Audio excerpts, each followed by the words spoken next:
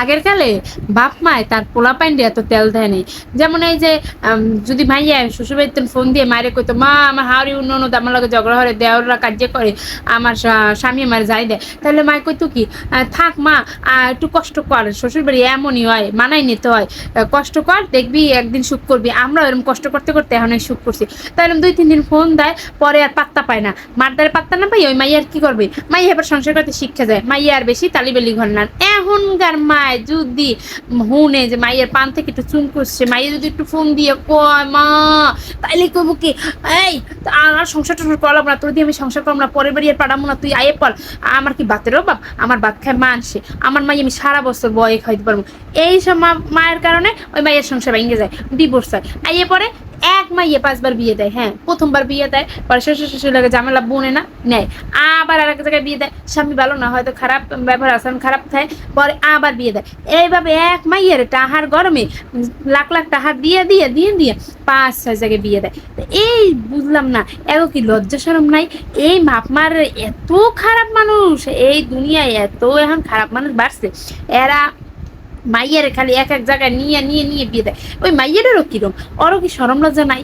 এই যে একটু পর পর এক এক স্বামীর লগে ফোন দিয়ে একটা ছবি তুললে আপলোড দেয়। আরে তোরও কি লজ্জা নাই? তোর কি কোনো বুঝ নাই যে এইরকম করে যে মানুষের আশেপাশে মানুষের কি কয়, চারিদিকের মানুষ কিছু না, কোনো লজ্জার সামনে এগো কিছুই না, এগো খালি টাহার গরম। আগের কালে শালমাই বেশি ছিল আর ফোন ছিল না, এর লেগে বেশি মাইয়াকে সংসার টিকে যেত।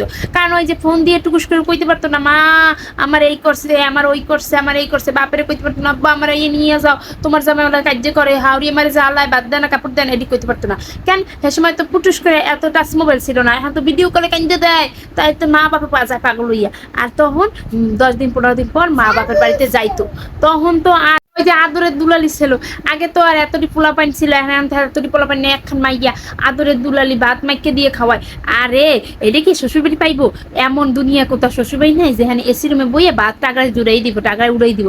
এখন যে বড় লোক, যে কোটিপতি শ্বশুরবাড়ি, একটু রান্না দুঃখ খাইতেই হয়, একটু রান্না খাইতে হয়, একটা টুকটাক কামও করতে হয়। কিন্তু ওই সব যে মাইয়েরা করতে চায় না। আমি কোনো কি ওই সব মাইয়াকে বিয়ে বওয়াই লাগবে না।